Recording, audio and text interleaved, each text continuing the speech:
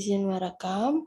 Silahkan disiapkan alat tulisnya, dan saya juga sudah menyiapkan alat tulis saya juga. Karena pentingnya teori belajar ini, mari kita sama-sama saling belajar satu sama lain. Mungkin ada yang nanti tahu, oh ini singkatannya yang mudah ini gitu, biar lebih enak ya. Nah, teori belajar di sini yang kemarin sudah saya sampaikan itu adalah teori belajar behavioristik ya. Yang pertama, konsep dasar dari teori behavioristik itu sebenarnya adalah ini ya. Belajar itu adalah perubahan tingkah laku. Nah, behavior itu adalah tingkah laku. Kemarin sudah saya jelaskan bahwasanya perubahan tingkah laku. Nah, perubahan tingkah laku itu merupakan suatu akibat. Akibat dari apa? Akibat dari adanya stimulus dan juga respon ya. Stimulus itu S, respon R, maka behavioristik ini cara mudah kita mengingatnya adalah SR teori. Stimulus, respon atau rangsangan dan tanggapan. Sehingga di sini dijelaskan bahwa perubahan bertingkah laku itu adalah hasil interaksi antara stimulus dan respon. Itu yang paling utama ya. Nah, selain itu, menurut teori ini yang paling penting itu adalah ini. Inputnya itu berupa stimulus. Stimulus yang diberikan siapa? Stimulus ini diberikan oleh guru. Ya, entah dalam bentuk apapun, bukan tidak harus dari apa yang diucapkan guru, tidak. Stimulus ini apa yang dipersiapkan oleh guru dalam pembelajarannya, serta output atau keluarannya itu berupa respon siswa. Ya, nah di sini dijelaskan juga bahwasanya hubungan antara stimulus dan Suaranya respon. kok kecil, Kak? Cek, halo, cek. Apa masih kecil suara saya? Cek, cek, cek. Halo, hai. Suaranya kurang besar. Ya, ini saya sudah teriak-teriak dari tadi. Halo, cek. Kayaknya sinyal. Halo, apakah suara sudah masuk? Aman, Halo. Kak. Oh ya, oke. Ya, Eh, makasih ya. sudah, Kak, tapi kurang keras. Iya, cek, cek. Mohon maaf karena ini juga baru hujan. Cek, halo. Udah masuk suaranya? Sudah. Ya, oke, oke. Sudah, Mbak. Saya dekatkan di mikrofon. Iya, di sini tadi saya ingatkan kembali bahwasannya yang terpenting dari behavioristik ini adalah hubungan daripada stimulus respon, dan ini loh, apa yang terjadi antara stimulus dan respon itu tidak penting karena tidak dapat diamati. Ya, artinya apa? Apa yang terjadi antara yang diberikan guru ke siswa itu tidak diamati. Yang dilihat hanyalah hasil akhir atau perubahan tingkah laku atau respon yang dihasilkan oleh siswa. Dan ingat, ini semua harus dapat diamati dan diukur. Misalnya kayak kita ingin tahu siswa kita sudah bisa membaca puisi atau belum, maka diminta praktik membaca puisi. Nah, seperti itu. Maka itu harus bisa diukur ya. Apa yang mau kita lihat hasilnya itu adalah respon. Yang kedua, adanya faktor penguatan atau bahasa Inggrisnya adalah reinforcement. Kemarin sudah ya. Ada reinforcement positif, ada reinforcement negatif. Tujuan daripada reinforcement positif itu adalah agar siswa itu kembali melakukan hal yang baik. Tapi kalau reinforcement negatif itu tujuannya agar siswa kita mengurangi hal yang tidak baik yang hubungannya dengan pembelajarannya. Jadi sama-sama penguatan. Kalau yang penguatan positif itu untuk meningkatkan semangat untuk melakukan hal-hal positif, tapi kalau reinforcement negatif adalah mengurangi hal-hal yang negatif atau dihilangkan. Ya. Jadi keyword daripada behavioristik itu apa saja, Mas Mbak? Pertama tadi perubahan tingkah laku, behavior. Yang kedua stimulus, respon. Yang ketiga, apa yang terjadi antara stimulus dan respon itu tidak penting, tetapi responnya harus dapat kita amati, ya kan? Respon dari siswa harus dapat kita amati. Dan yang terakhir ada apa di sini? Ada faktor penguatan atau kemarin sudah saya bahas ya, reinforcement. Ya. Saya lanjutkan, nanti masuk ke tokoh-tokoh. Ini kan mengulang yang kemarin ya, sebenarnya kan yang kemarin sudah. Nah, tokohnya yang pertama adalah Thorndike. Nanti nama lengkapnya tidak perlu dihafal banget ya, yang penting adalah nama belakangnya atau biasanya ya kalau orang luar itu yang kita hafalkan justru nama belakang. Yang pertama adalah Thorndike. Thorndike di sini menyatakan bahwa belajar itu adalah proses interaksi antara stimulus respon. Benar ya, karena ini dasar daripada behavioristik itu ya ini interaksi antara stimulus respon. Yang kedua, perubahan tingkah laku merupakan akibat dari kegiatan belajar yang berwujud konkret, yaitu yang dapat diamati atau yang berwujud tidak konkret. Nah, si Thorndike ini menyatakan bahwa hasil dari tingkah laku itu ada dua. Yang pertama itu dapat diamati dan yang kedua berwujud tidak konkret atau tidak dapat diamati. Dan aliran yang dianut oleh Thorndike ini disebut juga dengan aliran koneksionisme atau connectinism. Yang kedua, Watson. Watson menyatakan bahwa tadi responnya itu harus berbentuk tingkah laku yang dapat diamati dan dapat diukur. Nah, ini yang membedakan antara si Thorndike sama si Watson, ya, Mas Mbak. Kalau Thorndike tadi menyatakan bahwasanya hasilnya itu ya dua, ada yang diamati, ada yang tidak bisa kita amati. Tapi kalau si Watson ini menyatakan bahwa hasilnya itu hanya yang dapat diamati. Dengan kata lain, ia mengakui adanya perubahan mental dalam diri seseorang selama proses belajar. Namun dia menganggap itu adalah faktor yang tak perlu diperhitungkan. Contohnya begini, Bapak Ibu. Misalnya kita minta siswa untuk maju ketika membaca puisi. Nah, itu ternyata ya, responnya itu tidak hanya dengan membaca puisi saja, tapi bisa juga dengan meningkatkan keberanian. Nah, seperti itu loh. Nah, tapi keberanian itu kan tidak bisa kita hitung, tidak bisa kita amati, tapi ia tetap mengakui bahwa itu memang benar ada, gitu ya. Tapi yang dinilai itu hanya tingkah laku yang dapat diamati. Sudah bisa membedakan antara Thorndike dengan Watson, semuanya sama-sama interaksi antara stimulus dan respon. Kalau si Thorndike tadi bagaimana? Hasilnya ada dua, diamati dan tidak dapat diamati. Tapi si Watson hanya mengakui hal yang dapat diamati dan diukur. Kita lanjut ya, kita lanjut ke Carl Hull. Maaf ya, suara saya agak pilek soalnya ini. Nah, sekarang Carl Hull. Sebentar, saya turunkan dulu. Ini sudah ringkasan dari yang modul dari Kemdikbud itu. Nah, kalau Clark Hull menggunakan variabel hubungan antara stimulus dan respon. Nah, namun si Clark Hull ini sangat terpengaruh oleh teori evolusinya Charles Darwin. Ingat nggak ini teori evolusinya Charles Darwin ini? Ini beranggapan bahwa dulu nenek moyang kita itu kan manusia purba itu ya, teori evolusi ya. Awalnya kan wajahnya seperti apa? Seperti kera kan ya. Lama-lama karena berevolusi akhirnya bisa menjadi kita sebagai seorang manusia. Nah, itu teori daripada Charles Darwin. Nah, si Clark Hull ini dia terpengaruh oleh teori evolusi. Nah, jadi yang mau diingatin aja, si Clark Hull ini hubungannya dengan teori evolusi. Sehingga teori ini mengatakan bahwa kebutuhan biologis atau pemuasan kebutuhan biologis adalah hal yang penting dan menempati posisi tengah. Ya. Sehingga di sini stimulus dalam belajar hampir selalu dikaitkan dengan kebutuhan biologis. Walaupun responnya itu bermacam-macam. Jadi kata kunci dari Carl Hull apa? Yang pertama adalah teori evolusi, dan yang kedua menyatakan bahwa adanya kebutuhan biologis yang penting yang ada pada stimulus yang berhubungan dengan stimulus. Stimulus itu adalah rangsangan. Yang keempat Edwin Guthrie, ya.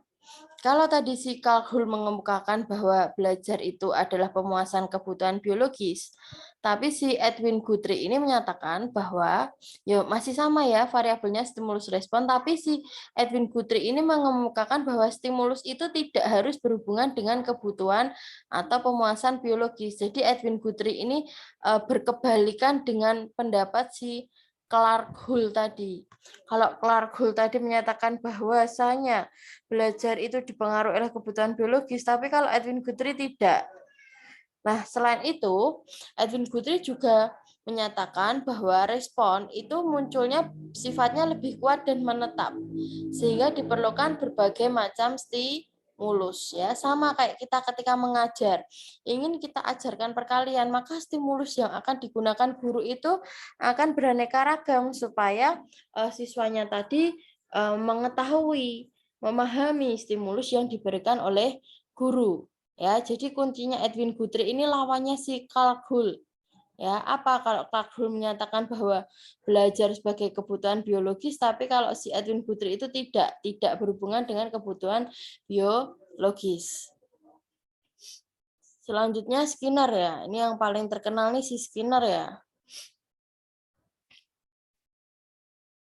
Konsep yang dikemukakan oleh Skinner tentang belajar mampu mengungguli konsep-konsep yang dikemukakan oleh para tokoh sebelumnya.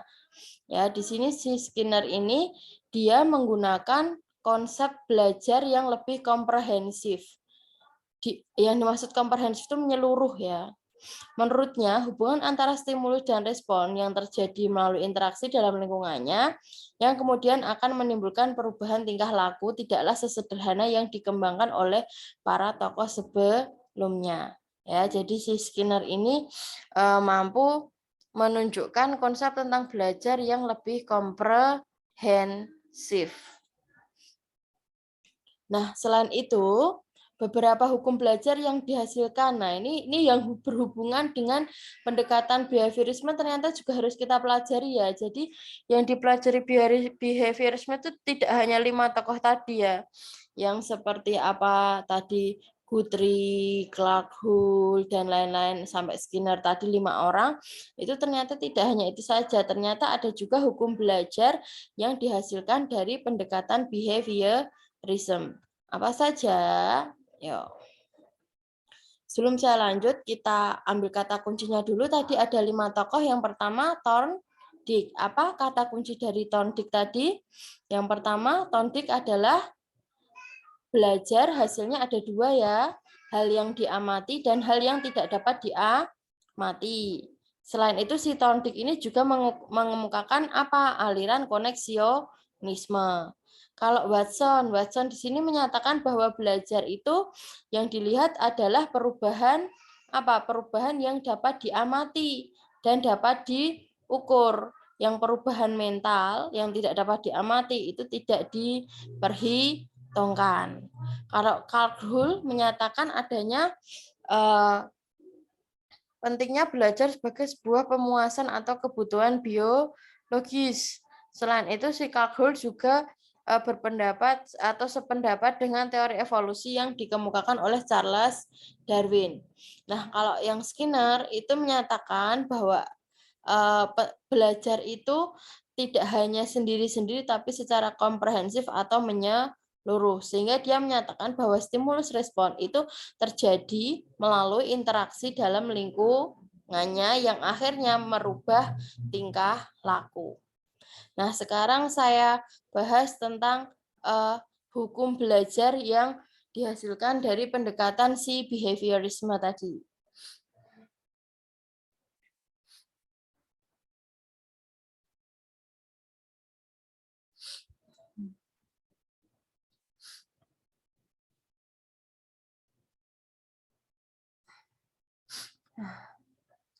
Oke, sudah ya?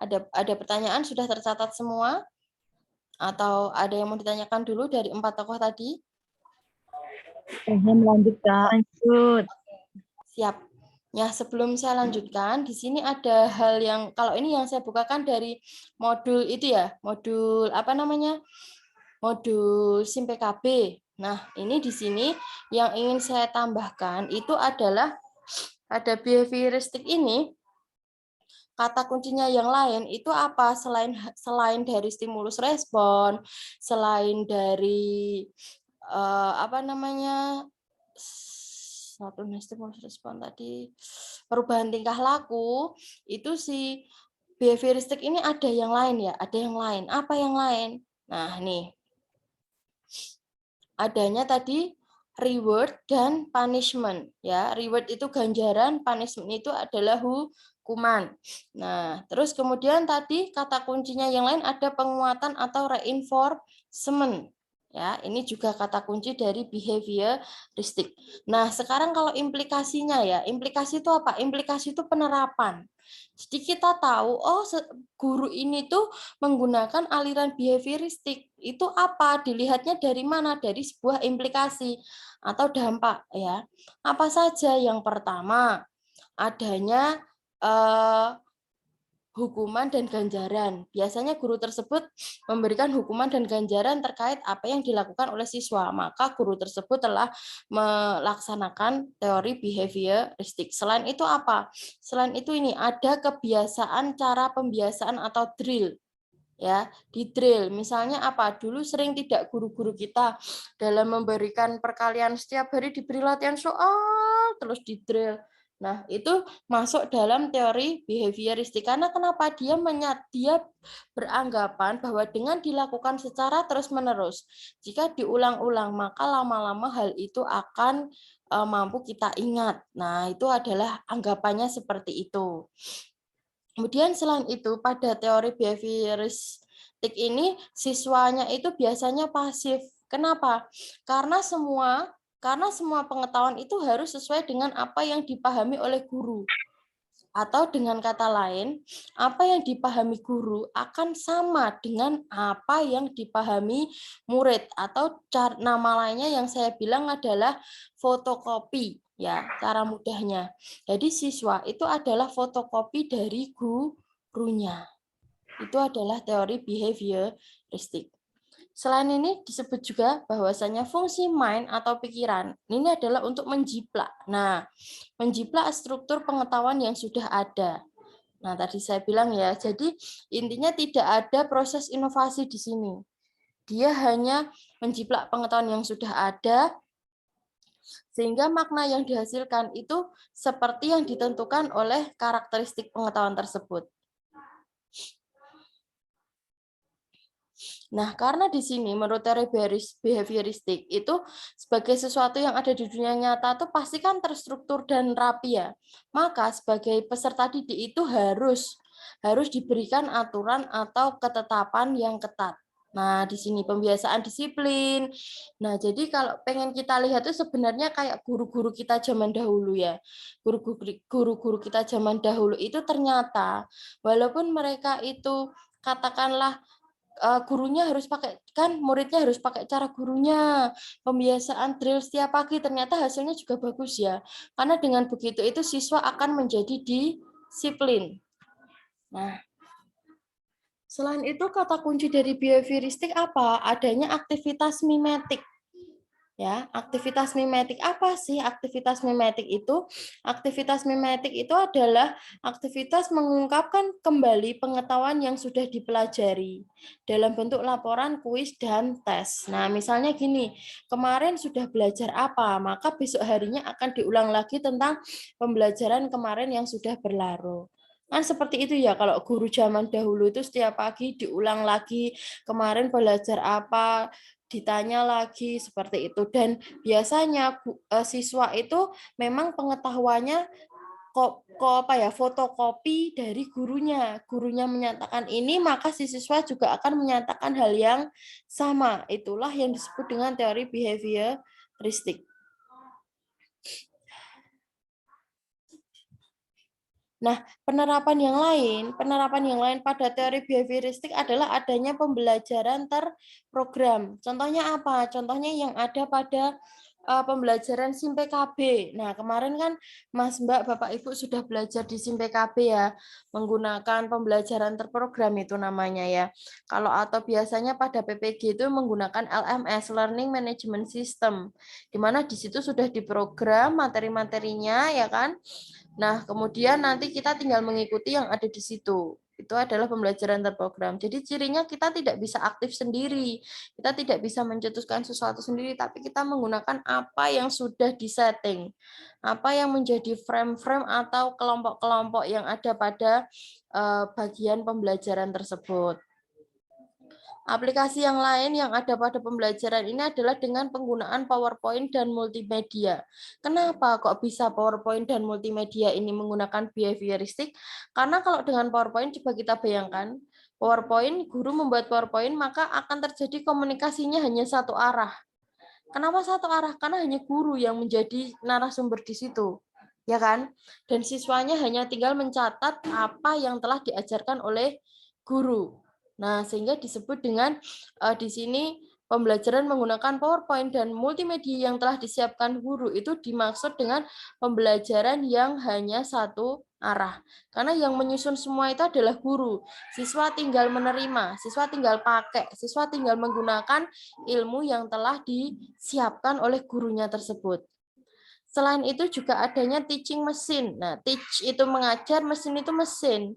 Sehingga di sini akan ada mesin yang akan mengajar. Maksudnya bagaimana? Maksudnya di sini ada alat yang mampu memberikan feedback kepada peserta didik bila memberikan jawaban benar dalam setiap tahapan pertanyaan dari tes. Nah, jadi bukan sekedar feedback pada akhir tes.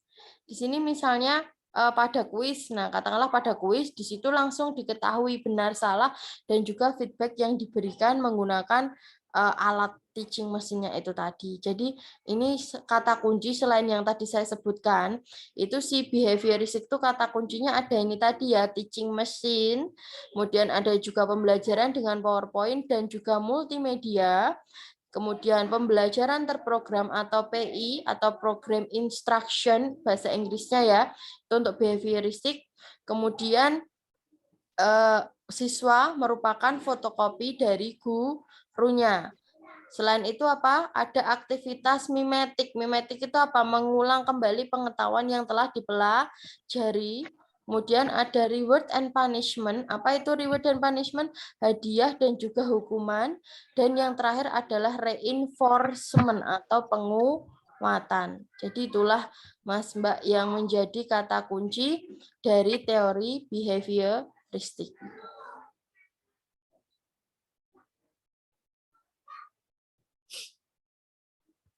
Nah, sekarang saya tunjukkan hukum belajar. Nah, kalau tadi teori belajar, sekarang hukum belajar. Sudah muncul ya. Tadi kan ada teori koneksionisme, ya kan? Yang disebutkan oleh Thorndike, ya kan? Di sini eksperimen Thorndike terhadap kucing ya. Kemarin sudah saya jelaskan ya, di sini ada kucing yang diletakkan di dalam kotak, ya kan kemarin sudah ya. Maka lama-lama kucingnya itu akan bisa keluar. Nah, ternyata itu ada 3 buah hukum. Yang pertama ini law of effect. Law itu hukum, of effect itu efek ya. Artinya apa? Jika sebuah respon menghasilkan efek yang memuaskan, maka hubungan stimulus responnya akan semakin kuat. Ya, jadi kalau responnya itu menghasilkan efek yang memuaskan, maka hubungan SR-nya akan semakin kuat. Nah, law of readiness, ready dari kata ready itu berarti kesiapan, ya kan? Artinya bahwa kesiapannya itu mengacu pada asumsi bahwa kepuasan organisme itu berasal dari pendayagunaan suatu pengantar. Artinya apa? Di sini sudah ada pengantar terlebih dahulu, kesiapan terlebih dahulu, kekuatan untuk mendorong organisme untuk berbuat. Yang ketiga, law of exercise. Exercise itu kan latihan ya. Jadi artinya ternyata stimulus dan respon ini semakin dilatih, maka hasilnya juga akan semakin bertambah erat. Nah, tadi ya, jadi yang dimaksud 3 hukum law of effect itu artinya apa? Kalau efeknya itu semakin memuaskan, maka SR-nya juga akan semakin kuat. Readiness itu adalah kesiapan. Ya, kalau artinya apa? Semakin siap adanya pendayagunaan suatu pengantar, maka nanti hasilnya juga akan semakin kuat. Yang terakhir, exercise. Semakin sering dilatih, maka juga akan semakin kuat hubungan antara stimulus dan responnya. Tadi saya beri contoh ketika guru memberikan perkalian. Setiap hari diulang-ulang perkalian, terus perkalian, terus perkalian, terus. Nah, itu artinya apa? Berulang-ulang terus itu exercise-nya, sehingga lama-lama hubungan stimulus respon antara guru dengan siswa tentang materi perkalian itu juga akan semakin kuat ya. Tadi siapa teori koneksionisme ini? Oleh Thorndike. Kita lanjutkan.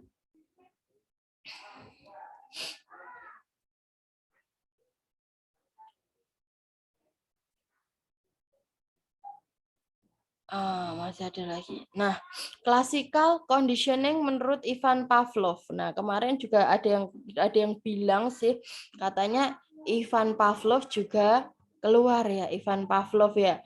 Ya, nanti tidak tahu kalau kemarin saya mendapat bocoran dari teman kalau nanti ternyata di tahap 2 itu soalnya diganti, hanya konsepnya masih sama. Artinya apa Bapak Ibu? Artinya jangan menghafal jawaban. Itu salah total. Tapi pahami konsep. Karena tidak mungkin si Kemdikbud akan memberikan soal yang sama. Ya. Soalnya beda, tapi konsepnya sama. Tadi sudah belajar tentang koneksionisme oleh Thorndike, sekarang ke classical conditioning oleh Ivan Pavlov. Nah, kalau si Ivan, bentar. Sudah. Kalau si Thorndike tadi eksperimennya terhadap kucing, kalau si Ivan Pavlov ini terhadap seekor anjing. Ya, ada dua hukum di sini. Law of respondent conditioning. Respondent conditioning yaitu hukum pembiasaan yang dituntut. Nah, di sini apa? Di sini tentang adanya pembiasaan yang dilakukan secara terus-penerus. Pembiasaan, Bapak Ibu ya. Beda dengan latihan. Nah, di sini pembiasaan. Pembiasaannya apa misalnya? Misalnya tentang muridnya panjenengan, muridnya Bapak Ibu setiap pagi, pembiasaannya apa? Oh, misalnya berdoa, kemudian Pancasila, kemudian nah itu dengan kita lakukan berkali-kali, maka lama-lama tanpa usah kita perintah, anak itu sudah siap sendiri. Ya, kadang saya juga oh iya ya ternyata memang anak-anak tuh seperti itu ya. Jadi awalnya itu kan kita masih sulit sekali ya, misalnya ayo anak-anak ini ya sebelum masuk kita berdoa dulu anak-anak, kan kita ajari dulu seperti itu. Tapi ternyata setelah 1, 2, 3 kali bahkan malah kadang kita sebagai guru kadang lupa, itu malah anak-anak yang membiasakan. Atau misalnya sebelum pulang kan biasanya perkalian dulu Bu, kok ini tidak perkalian. Nah, maka nanti anak-anak sendiri yang akan merasa itu sebuah pembiasaan bagi dia kalau pulang tuh harus tebak-tebakan perkalian terlebih dahulu. Nah, misalnya seperti itu ya. Iya, nah bubuk dulu. Nah, di Usman bubuk lagi. Nah, di Usman bubuk. Oke. Bubuk lagi lah. Nah, iya, udah. Bubuk. Yang kedua yaitu law of respondent extinction. Hukum pemusnahan yang dituntut ya. Jika refleks yang sudah diperkuat melalui respon conditioning itu didatangkan kembali tanpa menghadirkan reinforcer, maka kekuatannya akan menurun. Nah, di sini tentang apa? Pemusnahan yang dituntut. Misalnya apa? Sebentar ya, sebentar anak saya baru bangun. Saya kondisikan sebentar.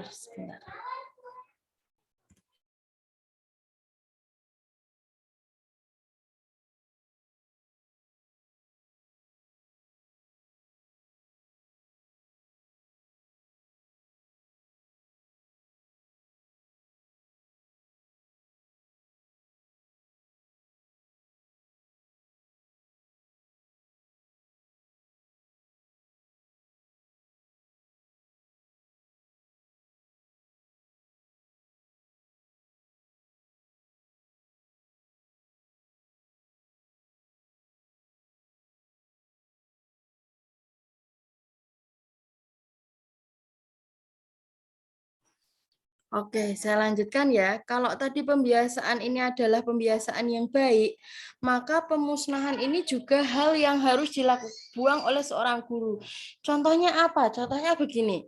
Saya sendiri mengalami ya, anak-anak kelas 4 itu masih sering mencoret-coret meja, ya kan? Pernah nggak menemui anak-anak tuh awal-awal masuk belajar, masuk sekolah setelah daring itu mereka kayak kurang fokus. Jadi dalam pembelajaran itu malah disambi coret-coret meja, coret-coret tembok dan lain sebagainya.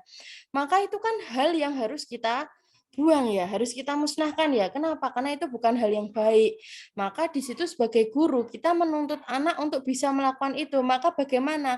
Kita berikan perlakuan. Misalnya nanti kalau ada yang tahu temannya mencoret-coret meja misalnya, maka akan mendapat sanksi dari bu guru, perkalian 10 soal perkalian. Nah, misalnya seperti itu, maka nanti lama-kelamaan tanpa usah kita perintah, temannya itu sudah langsung mengingatkan ketika ada teman yang lain sedang mencoret-coret meja. Tidak usah bu guru harus mengingatkan lagi. Nah, seperti itu ya.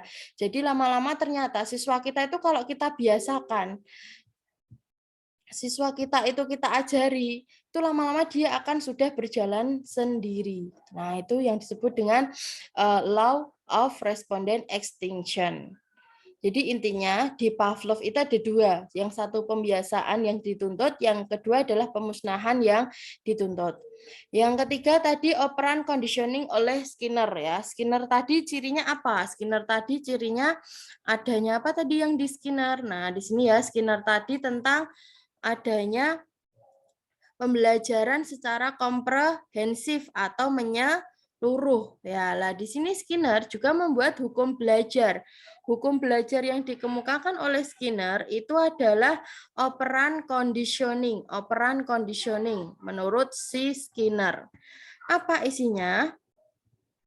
Kalau tadi pada Thorndike adalah kucing, pada tadi anjing, terus sekarang si Skinner itu tikus ya. Ada dua buah hukum yang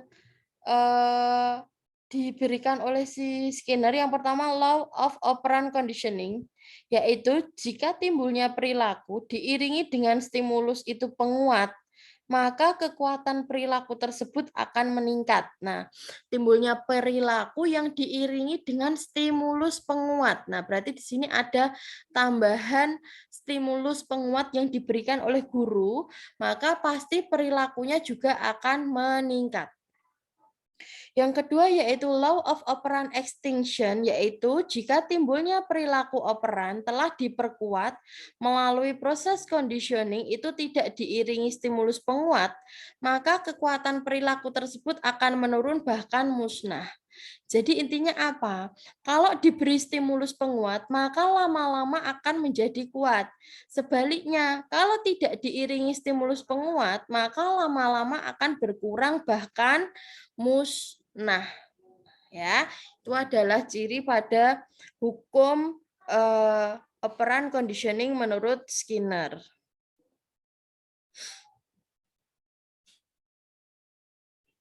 Selain itu ada itu ya reinforcer, itu sama aja dengan reinforcement ya. Reinforcement itu adalah penguatan yang disengaja dilakukan. Misalnya yaitu siswa diberi soal perkalian, lah nanti yang sudah selesai langsung dinilai, ditambah soal lagi, yang sudah selesai ditambah soal lagi, yang belum selesai tetap mengerjakan jatahnya. Nah itu merupakan reinforcement positif, artinya semakin diperkuat. Dan teman yang lain juga tidak dirugikan dengan hal tersebut, begitu ya. Nah, sekarang yang keempat yaitu social learning oleh Albert Bandura. Nah, kemarin juga keluar ya Albert Bandura. Teori belajar sosial atau disebut juga teori observational learning adalah teori belajar baru ya, dibandingkan dengan teori belajar lainnya yang tadi ada 3 tadi. Bandura memandang perilaku individu tidak semata-mata refleks dari stimulus dan respon. Nah ini, ternyata perilakunya itu tidak hanya dampak dari stimulus respon, melainkan juga akibat reaksi yang timbul dari hasil interaksi antara lingkungan. Nah di sini yang membedakan. Ternyata suatu perilaku itu tidak hanya hasil dari hubungan SR, tetapi juga interaksi dari lingkungan. Jadi di sini pada social learning menurut Albert Bandura, dia mengemukakan bahwa adanya pola peniruan atau imitation atau imitasi dan penyajian contoh perilaku atau modeling. Ya, kalau imitasi itu kita meniru, kalau modeling berarti di sini ada yang dicontoh. pada teori ini juga masih memandang pentingnya conditioning, ya, dikondisikan melalui pembiasaan reward dan punishment. Jadi sekali lagi di teori behavioristik ini intinya yaitu ada reward punishment, kemudian ada reinforcement, ada pengkondisian dalam kita membiasakan anak didik kita.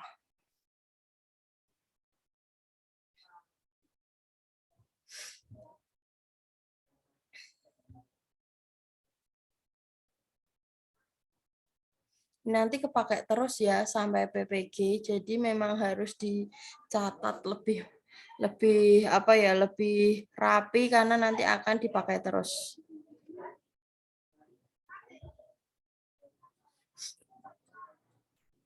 Nah, si behavioristik ini yang paling terkenal adalah Skinner ya. Yang paling terkenal dari teori behavioristik. Nah, tadi sudah saya jelaskan bahwa sekali lagi di teori behavioristik ini adalah terbentuknya perilaku yang tampak sebagai hasil belajar, ya kan?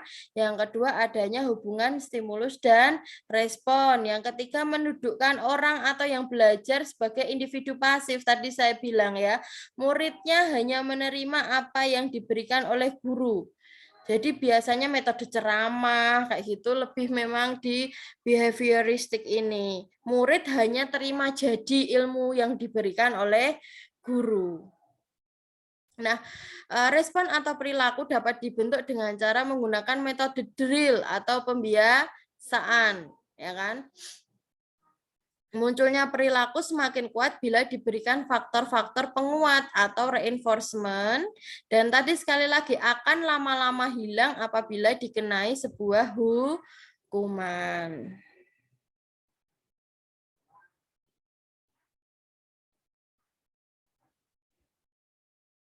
Ini kalau mau pengen mudah mengingat tuh ya teori behavioristik tuh yang dulu zaman guru-guru zaman dulu lakukan itu sebagian besar memang teori behavioristik. Mereka menganggap bahwa adanya pentingnya sebuah pembiasaan, pentingnya penguatan, pentingnya adanya reward dan punishment, serta pentingnya adanya aktivitas mimetik. Apa tadi aktivitas mimetik?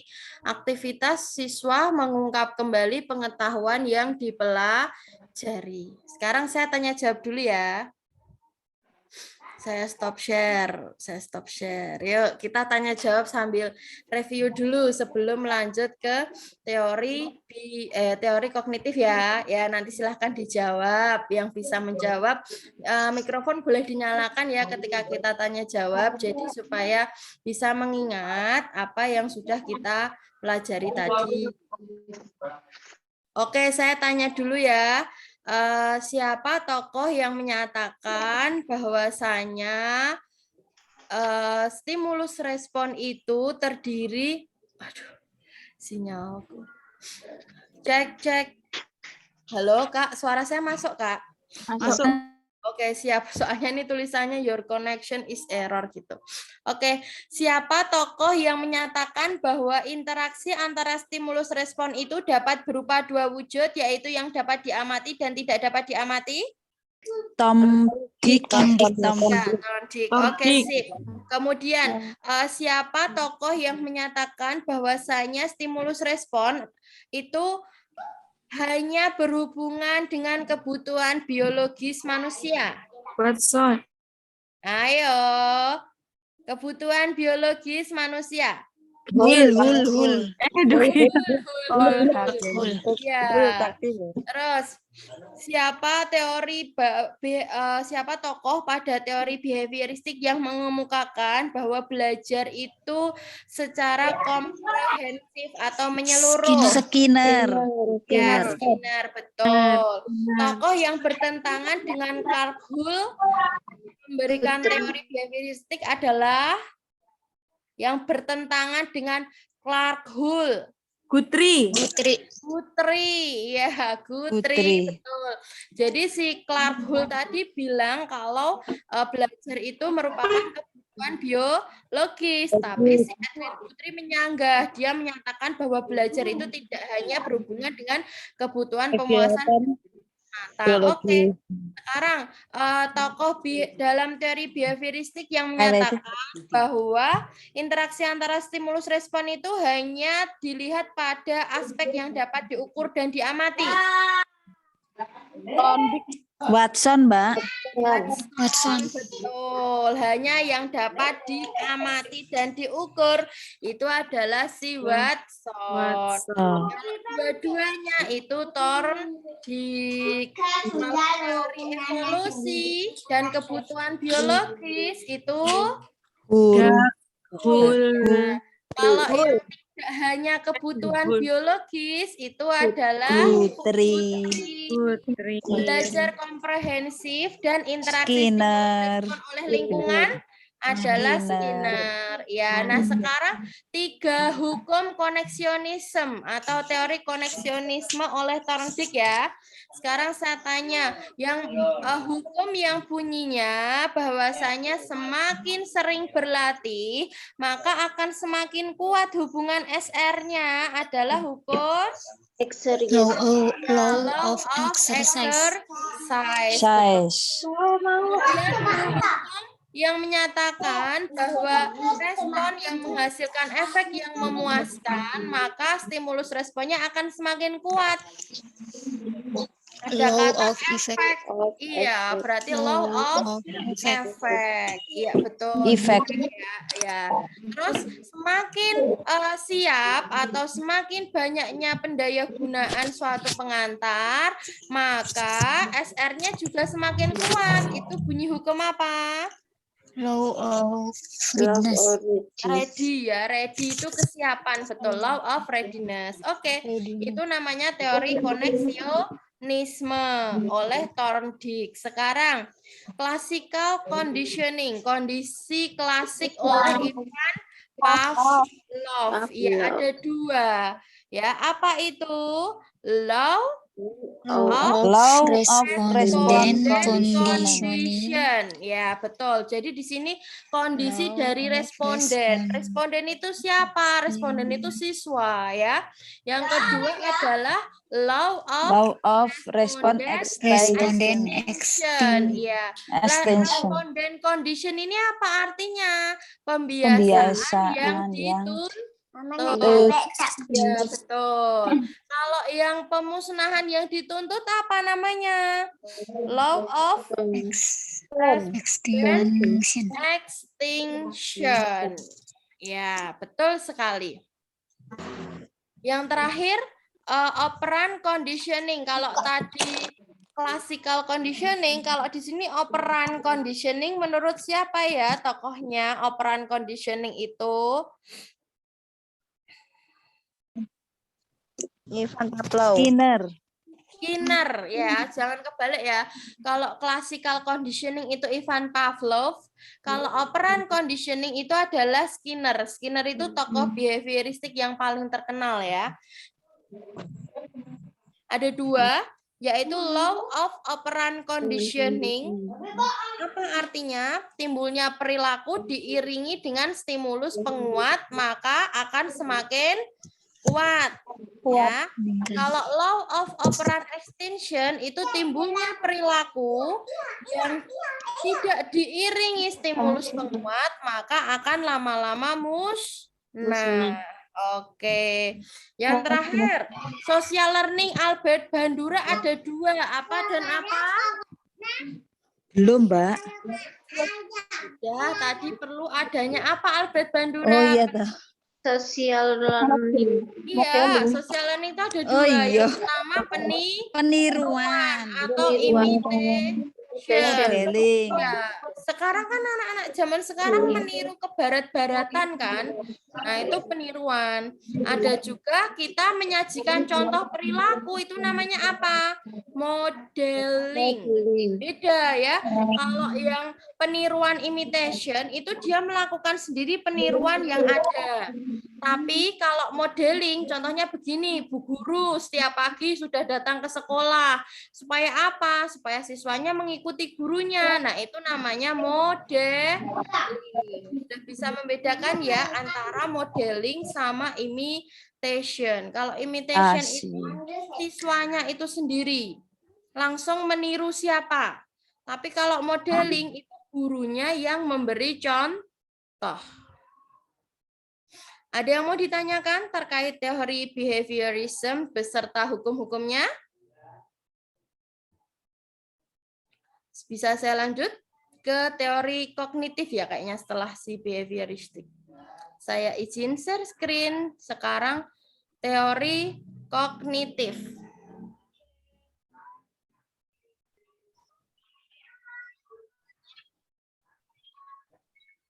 Nah, ya kan? Teori belajar kognitif ya. Kalau tadi si behavioristik sudah dicatatkan keyword-keywordnya behavioristik. Yang pertama perubahan perilaku, stimulus, respon, reward, punishment, reinforcement atau penguatan.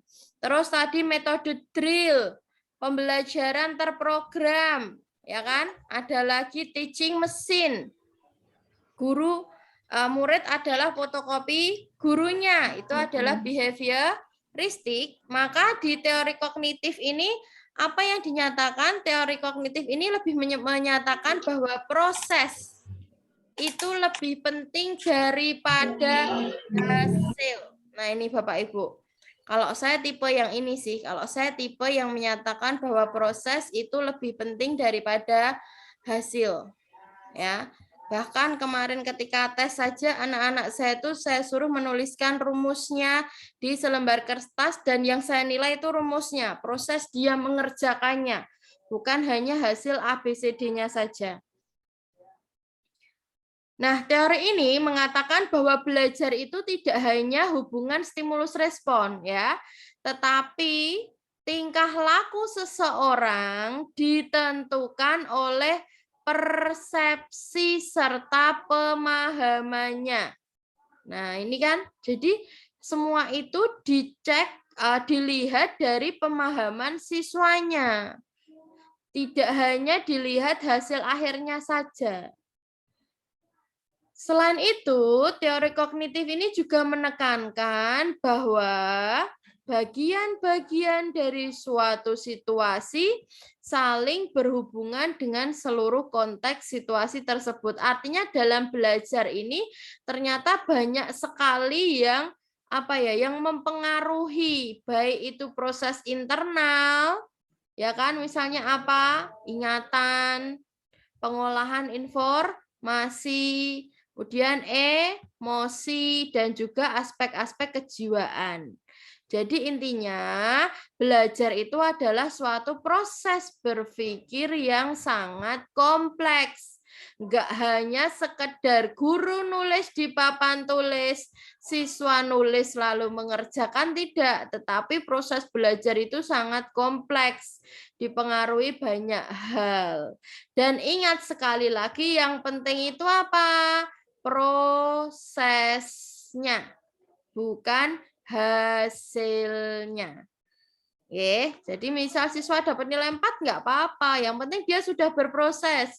Dari yang awalnya belum bisa penjumlahan jadi bisa penjumlahan. Oke. Nah, di sini sudah ada keywordnya Bapak Ibu. Jadi lebih enak kita dalam belajar ya. Tadi yang pertama apa? Lebih mementingkan proses. Yang kedua, model perseptual atau pentingnya persepsi atau pemahaman. Nah, di sini saya ulang lagi kan. Tingkah laku seseorang ditentukan oleh persepsi serta pemahamannya.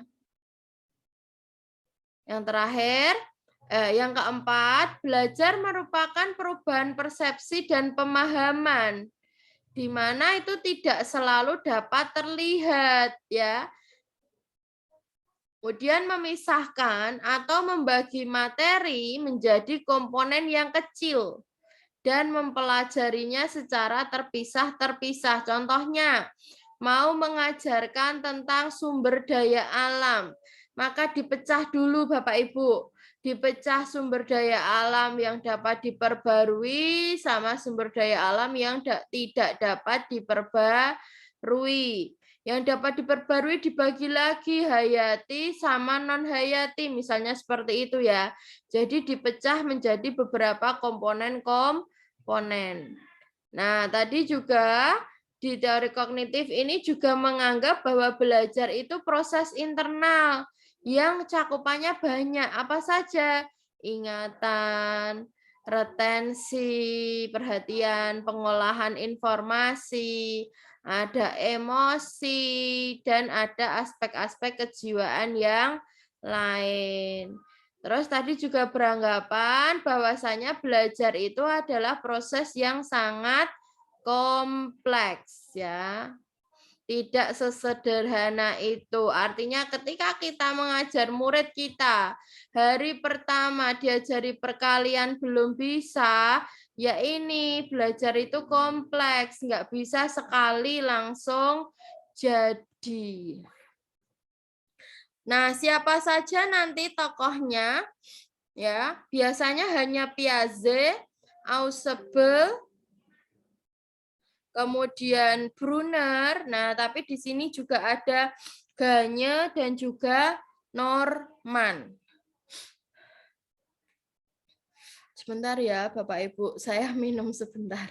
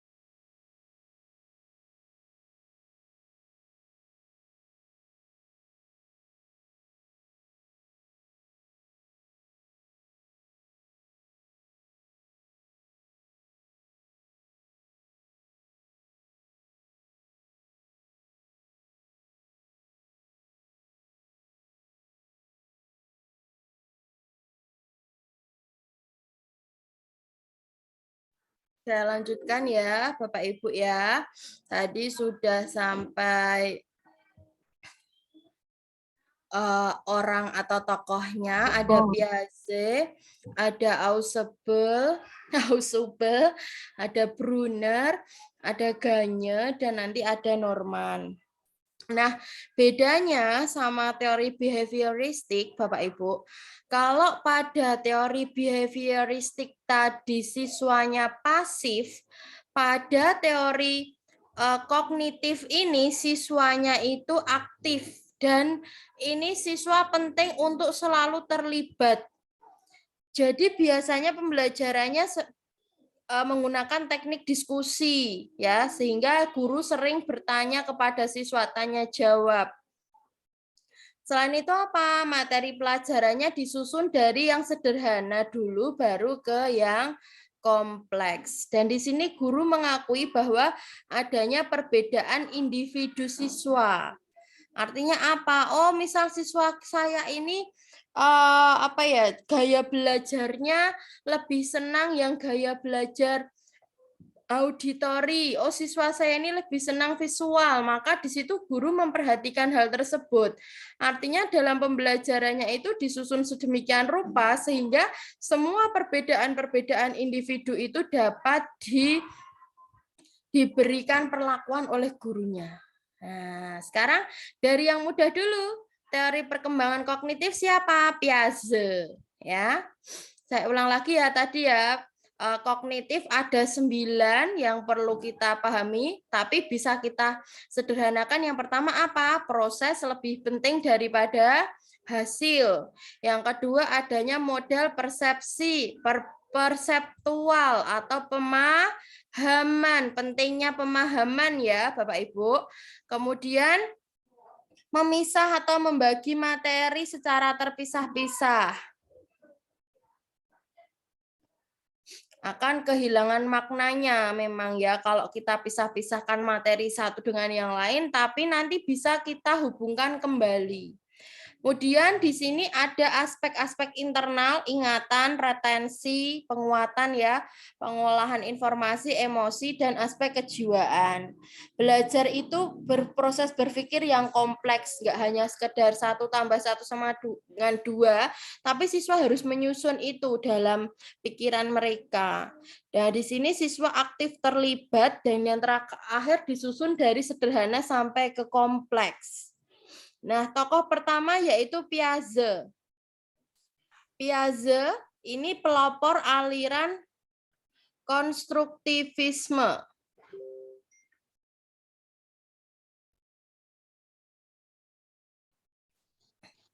Padahal masih Zoom ya, kok nggak bisa masuk ya.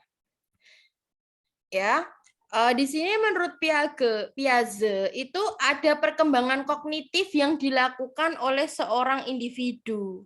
Ya, jadi ternyata anak bayi dari dia lahir sampai dewasa dia itu selalu mengalami perkembangan kognitif. Tidak tiba-tiba bayi langsung dewasa dia bisa berpikir, tidak, tapi adanya tahap-tahap. Dan Piaget berpendapat bahwa makin bertambahnya umur, maka makin kompleks susunan sel sarafnya, sehingga pasti kemampuannya juga akan semakin meningkat. Ya, yang pertama apa? Yaitu ada tahap sensori motorik pada anak usia 0 sampai 2 tahun. Bayangkan anak 0 sampai 2 tahun itu seperti apa? Sensor, ada sensor dia bergerak, dipanggil namanya, diberi tepuk-tepuk, diberi cahaya, maka dia akan bergerak menuju sensornya. Ciri pokoknya adalah perkembangannya berdasarkan tindakan tadi. Sensor yang diberikan lingkungan, maka dia akan melakukan perkembangan. Anak yang orang tuanya tidak pernah memberi sensor, artinya mohon maaf, punya anak tapi dibiarkan saja, tidak dirangsang, tidak diajak tepuk-tepuk, tidak diajak misalnya ada cahaya dibelok-belokkan, dilihat enggak anaknya itu melihat arah perbelokan cahayanya itu tidak pernah diberi sensor, maka perkembangannya juga lambat. Beda ketika anak sering diberikan rangsangan oleh orang tuanya.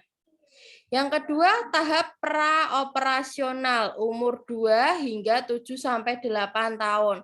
Ini biasanya kita sebut dengan anak-anak PAUD, pendidikan anak usia dini ya, entah itu PAUD maupun TK. Intinya ini masa sebelum masuk ke SD. Bayangkan saja anak-anak PAUD itu, terus sekarang kita analisis apa ya karakteristiknya dari anak-anak PAUD tadi. Yang pertama yaitu ciri pastinya adalah penggunaan simbol atau tanda bahasa, ya kan? Yang awalnya anak 0 sampai 2 tahun mungkin belum memahami bahasa, maka di anak usia ini sudah mampu menggunakan simbol dan juga bahasa. Selain itu mulai berkembangnya konsep-konsep intuitif. Intuitif itu berdasarkan kata hati. Ya, kadang tidak perlu kita kasih tahu loh kok tiba-tiba loh kok anak saya sudah bisa seperti ini ya gitu. Nah, itu menggunakan intuisinya. Nah, ini kadang juga sulit apabila diberikan kebenaran dia karena masih menggunakan apa? Intuisi, kata hati. Inilah kenapa masuk SD harus usia 7 tahun, Bapak Ibu. Kenapa? Karena pada usia 7 tahun anak sudah berada pada tahap operasional konkret.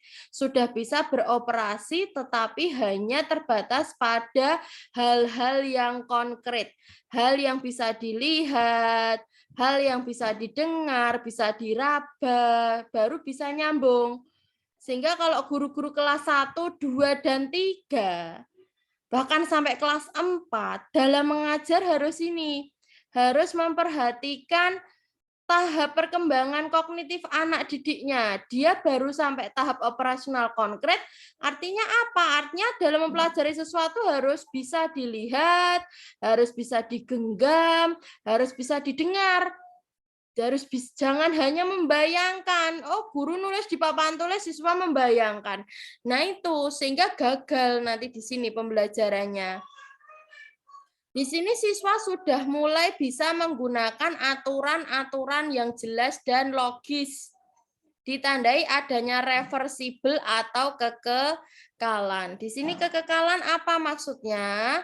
Maksudnya ketika misal di sini saya ada air dalam 1 ember 1 liter, kemudian saya pindahkan ke gelas kecil yang isinya 500 ml, maka akan 2 gelas terisi penuh. Nah, maka volumenya akan tetap kan? Walaupun kita pindah, itu akan tetap kekal volumenya. Tidak akan mengalami perubahan. Begitu pula ketika dibalik air di sini 500 ml kita pindah, maka dia akan tahu bahwa oh ternyata tetap 1 liter. Selain itu dia sudah mulai memahami misalnya ada botol kecil tapi tinggi, sama ada botol besar tapi pendek. Nah, maka volumenya lebih besar yang mana di sini? Ya lebih besar ini yang ember tapi pendek. Volumenya, isinya. Yang keempat, tahap operasional formal. Biasanya ditandai pada anak kelas atas ya, di sini ya mulainya ya. Ciri pokoknya apa? Sudah mampu berpikir abstrak dan logis. Nah, dengan menggunakan pola berpikir kemungkinan seperti ini. Nah, itu adalah ciri pada tahap operasional formal. Ada yang mau ditanyakan dulu, Mas, Mbak, terkait teori kognitif oleh Piaget? Saya tidak tergesa-gesa, kenapa? Karena teori belajar ini menjadi dasar ya. Kalau saya langsung cepat, nanti malah akhirnya tidak paham.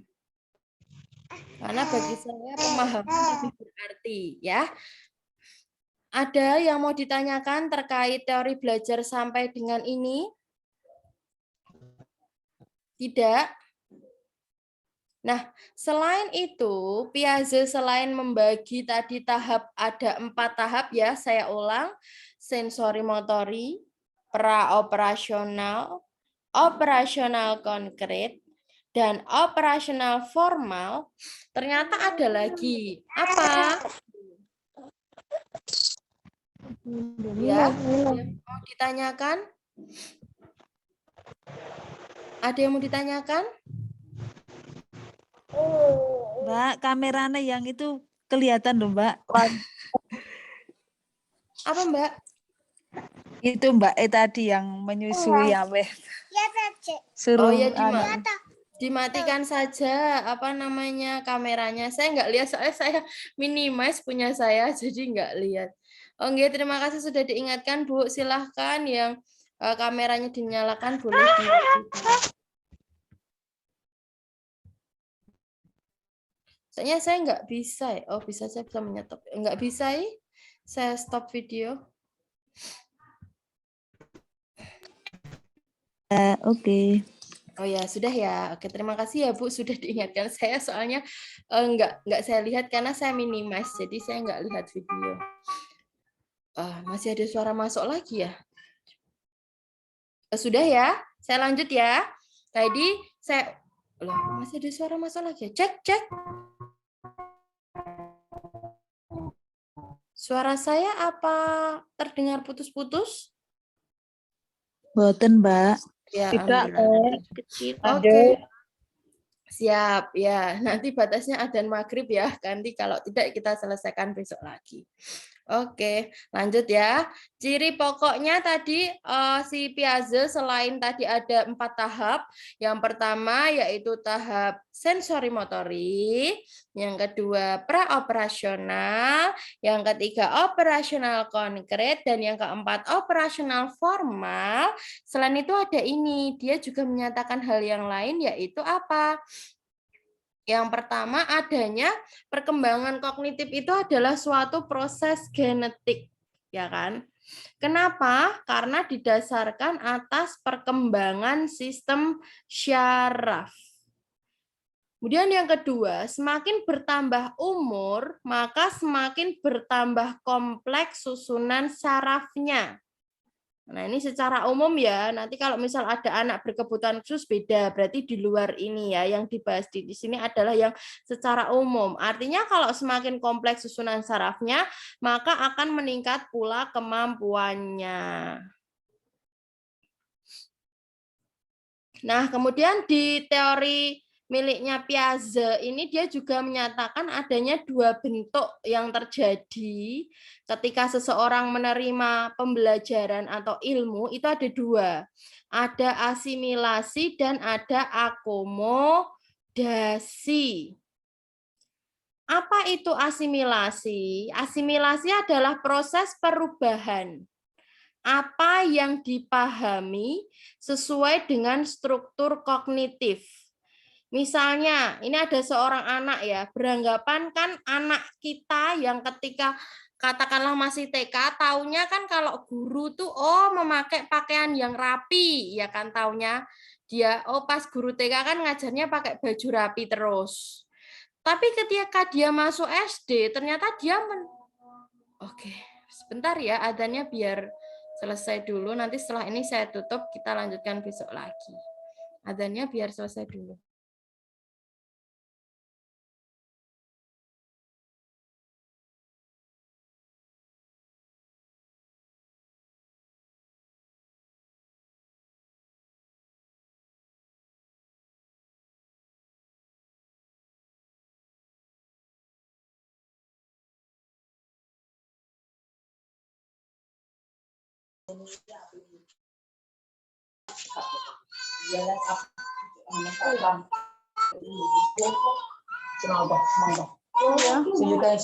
Ya.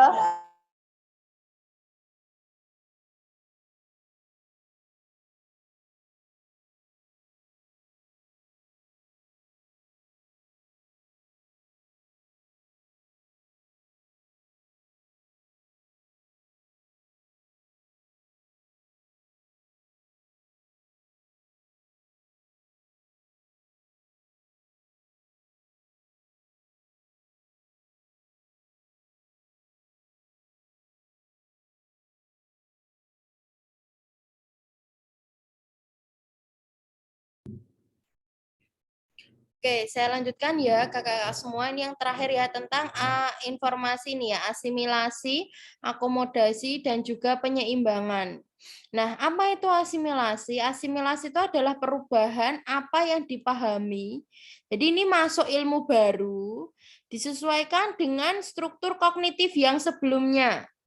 Ya, misalnya tadi anak taunya guru memakai pakaian rapi, pakai kemeja, pakai celana, pakai kemeja, pakai rok. Tapi ketika dia masuk SD loh, kok ada guru yang ternyata pakaiannya kaos olahraga. Nah, seorang guru olahraga. Sehingga dia tahu, oh ternyata guru itu tidak semuanya menggunakan pakaian yang rapi, kemeja sama celana, kemeja sama rok, tetapi juga ada yang menggunakan kemeja olahraga. Nah, asimilasi itu adalah masuknya apa yang dipahami sesuai dengan struktur kognitif yang sebelumnya. Sedangkan kalau akomodasi itu sudah perubahan struktur kognitif. Artinya apa? Artinya ini sudah tahu, sehingga dia menarik kesimpulan bahwa ternyata tidak semua guru itu menggunakan pakaian yang sama. Ternyata ada juga guru yang menggunakan pakaian olahraga. Nah, ketika dia sudah mengikuti tahap asimilasi, masuknya yang baru ke yang lama, akomodasi mulai membaur, dan ekuilibrasi, maka ini sudah terjadi penyeimbangan. Contoh yang lain, perkalian. Kita ngajari anak kelas 2. Dia sudah punya struktur kognitif sebelumnya bahwasanya 2 ditambah 2 itu tambah 2 lagi sama dengan 6, ya kan? Anak kelas 2 sudah punya struktur kognitif sebelumnya, yaitu 2 tambah 2 tambah 2 sama dengan 6. Nah, ketika gurunya kelas 2 mengajarkan bahwasanya 3 kali 2 3 kali 2 artinya dia mendapat ilmu baru kan ini. Pemahaman baru disesuaikan dengan struktur kognitif yang lama. 3 kali 2 di sini gurunya menggambarkan bahwa ada 3 lingkaran, masing-masing berisi 2. Nah, maka di sini dia menghubungkan itu. Menghubungkan antara perkalian dengan penjumlahan. Nah, di sini maka anak tahu bahwasanya 3 kali 2 itu ternyata 2 tambah 2 tambah 2. Ini awalnya asimilasi, menghubungkan perkalian dengan penjumlahan, akomodasi, pemahaman, artinya dia sudah paham kalau 3 kali 2 itu artinya 2-nya ada 3, pun ketika dibalik 2 ada 3 itu artinya 3 kali 2, maka itu sudah terjadi ekuilibrasi atau penyeimbangan. Nah, seperti itu ya. Nanti kita lanjutkan besok malam setelah Isya. Semoga nanti selesai semua materi karena memang teori belajar ini yang paling banyak materinya. Kalau selain itu nanti insya Allah sudah mudah-mudah. Nah, nanti juga akan ada kuis malam hari ini, tapi saya pembahasan kuisnya saya selesaikan materi dulu. Karena kalau materi tidak selesai, belum selesai saya langsung membahas kuis, nanti akhirnya malah bingung. Seperti itu nggih, Bapak Ibu, Mas Mbak semua, kita akhiri pembelajaran sore hari ini dengan berdoa bersama. Mbak minta tolong lembar pertama. Yang mana ya? Lembar pertama behavioristik maksudnya.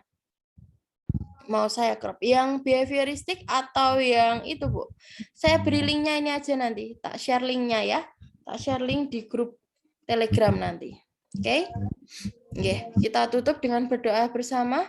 Berdoa dipersilahkan. Cukup. Apabila ada kekurangannya kami mohon maaf.